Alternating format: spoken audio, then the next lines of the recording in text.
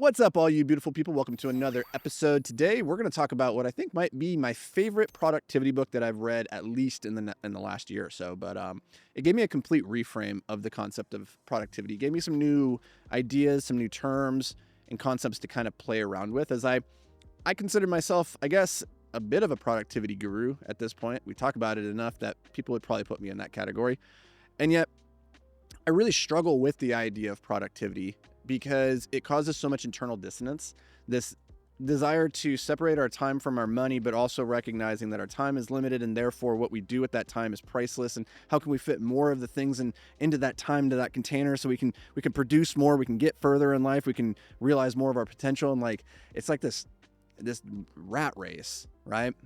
And this book, it gave me a different philosophy, a different insight, a different way of thinking about this that I think can be really helpful for you if you find yourself in that same kind of rat race circle of trying to fit more and more and more and trying to get further up the mountain or climb more mountains in less time. And this book was actually recommended to me by my good buddy, Chris Williamson from the Modern Wisdom podcast. I think it probably was about 2 years ago. And he said it was like one of the best books that he'd read that year. And I was like, oh, that's interesting. It's by an author, Oliver Berkman. He wrote another book that, for whatever reason, off the top of my head, I cannot remember what it was called. Another nice short read like this one, very easy to consume. I really enjoyed that other book, but this book did not disappoint. It is called 4,000 Weeks. And so what I want to do is I just want to share with you a couple of ideas from this book that I found particularly useful. And then if it serves you, go pick up this book and give it a whirl. Now, this book, 4,000 Weeks, Time Management for Mortals, it revolves around the simple idea that if you live to 80 years old, you will have roughly 4,000 weeks on this planet. And 4,000 weeks might sound like a lot initially, but then when you really start to look at it and you're like, okay, well, 10 of those years, I'm barely walking around, barely a speaking functional human. For the next 10, I am definitely not a functional human because I'm a high schooler, and that's not great, right? And then you look at the last 15 years of your life, you're maybe a decrepit old geezer, and so those maybe aren't your best years either. When you really get down to it, it's like between the years of 20 and maybe 45, 50 years old, like you don't have a lot of time.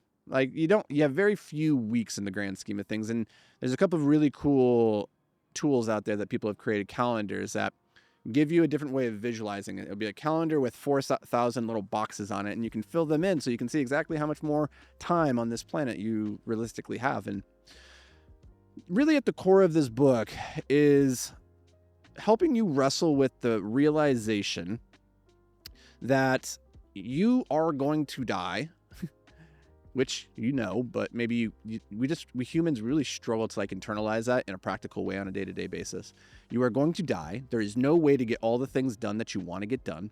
When you look back at the end of your life, you are not going to wish you had done more work or done more things. You're going to wish that you had lived in the moment, experienced memories more deeply. And there's a bunch of, I guess, cognitive biases that get in the way, that kind of trip us up, that stop us from living in the moment, despite the fact that we know intellectually this is all you have. The past is a memory, the future is actually just a dream. It doesn't exist yet, right? All you have is this moment, and so what you do with it really does matter. And so I want to share with you 3 quotes from this book that I found really interesting. So number 1 is simply, productivity is a trap. Becoming more efficient just makes you more rushed, and trying to clear the decks simply makes them fill up again faster. A lot of us, we conflate productivity with getting things done. The more things that we get done, the more productive that we were throughout the day, which is why our to-do lists, when you write them out, there are these big long things, and then as you check them off, you're usually checking off the things that are easy enough to check off, but as you check them off, more things fill up. Right? It's like a hydra. For every head that you cut off your to-do list, another 3 sprout up. And so this idea that you can somehow become so efficient and so productive as to clear the table, to get your to-do list done, and have this moment of respite at the end where you finally go, I have done. I can relax. I can relax and rest now with no fear, no worry about the things that have been left undone. It doesn't happen. It's functionally impossible, because as you clear that to-do list, it just exposes a whole new list of things that now you could go do. And so all you're doing is becoming more productive, more efficient, flying through your things, is you're just filling up your to-do list more quickly. And that leads to this feeling of constantly spinning your wheels, constantly feeling like you're moving, but not necessarily making any progress, right? And so this is, I think at its core, the idea that busyness is not productivity, and productivity is not effectiveness, and effectiveness is not mindfulness at the end of the day.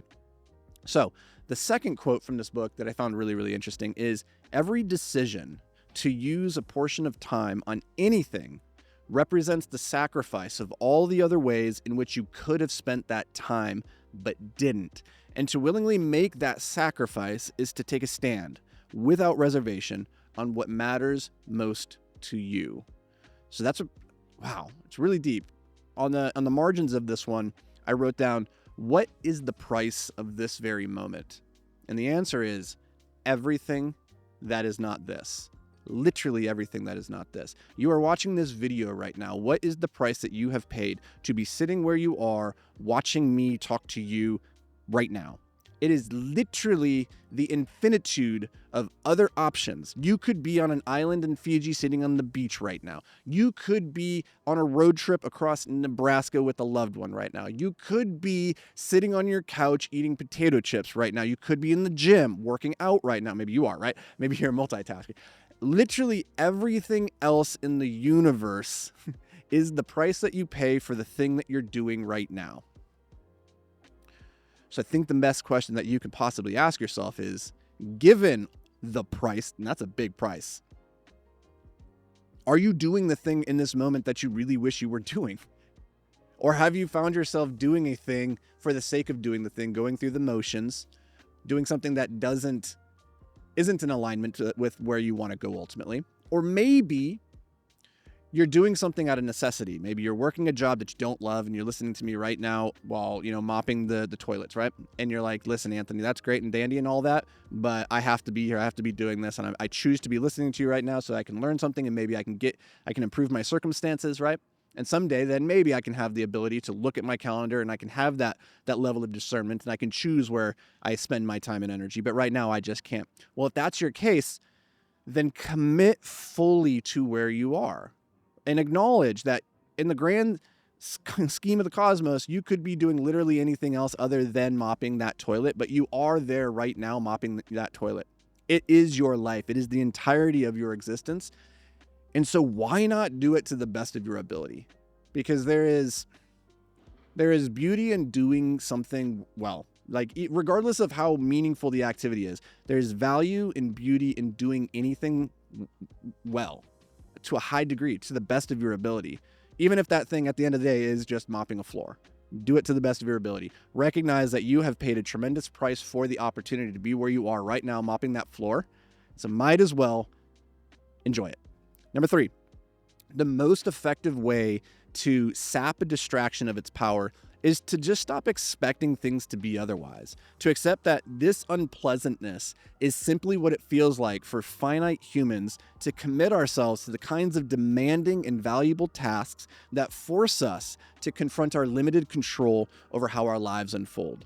And so what that means is, when you sit down to do a thing and you get distracted, inevitably, you are going to get distracted. It's totally natural that feeling of unpleasantness as you sit down to do meaningful, hard work, the things that you say, I want to write that book. And yet every time I sit down to write, I get distracted. And then suddenly I find myself dusting the bookshelf, or I find myself willingly going to mop the bathroom now, because anything is better than the alternative, despite the fact that I said that doing that activity was the thing that meant the most to me and would move me in alignment with where I want to go. And then you get frustrated, you get disappointed. You say, how can it be that this thing is so important to me and yet I find it so hard to sit down and do it? Just recognize that is natural. That is the natural course of things, to feel that distraction, that unpleasantness that wants to pull you away from doing the hard thing in that moment. And the reason for that, again, is because that thing that you want to do, it's probably demanding. It requires you to pour yourself in a way that you can't just do when you're mopping the floor. Like, you can zone out mopping the floor, right? You can turn your brain off and you can feel like a productive human being. Look like me, I'm doing the thing, right? You can't do that when you're writing a book. You can't do that when you're engaging with the really meaningful activities of life. And so your brain naturally wants to default to the thing that makes you feel productive, but that you can go on autopilot. You have to, if there's one lesson from this book, 4,000 Weeks, Time Management for Mortals, if there's one lesson I would encourage you to take away from this, it is simply that you cannot live your life on autopilot and expect it to be a fulfilling one. So go check out this book. Let me know down in the comments, what did you take away? What'd you like? What'd you learn? What'd you need to hear most? And I will see you guys in the next video.